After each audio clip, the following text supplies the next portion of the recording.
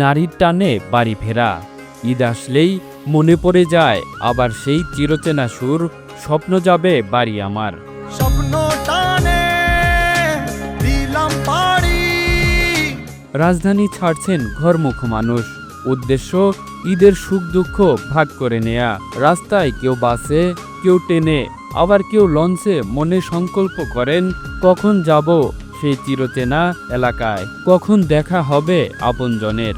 আর সেই সাথে চিরচেনা সুর, স্বপ্ন যাবে বাড়ি আমার। গানটি শেয়ার করেন সবার সাথে। মন বলে চল ফিরে আবার, স্বপ্ন যাবে বাড়ি আমার। এই শেষ নয়, প্রবাসে থাকা কোটি মানুষও গানটি শোনে আর আড়ালে চোখ মোছে, প্রিয় দেশ, প্রিয় স্বজনদের কথা ভেবে।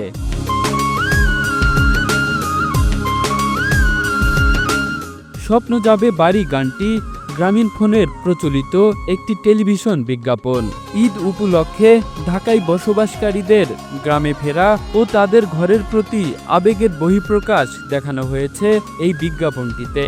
একই শিরোনামে দুটি বিজ্ঞাপন তৈরি করা হয়। দুটি বিজ্ঞাপনের গানের কথা লেখেন রাসেল মাহমুদ ও সুর করেন হাবিব ওয়াহিদ। প্রথম বিজ্ঞাপনটির পরিচালক রম্য খান ও গায়ক ছিলেন মিলন মাহমুদ। পরের বিজ্ঞাপনটির গানের কণ্ঠ দেন মিঠুন চক্র।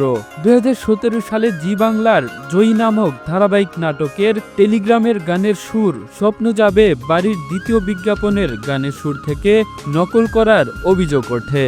সেই থেকেই সবার প্রাণের গান হয়ে ওঠে স্বপ্ন যাবে বাড়ি আমার। এই ঈদে সবার যাত্রা হোক সুখের ও আনন্দময়। কামরুল ইসলাম, এই ধরা, ন্যাশনাল ডেস্ক।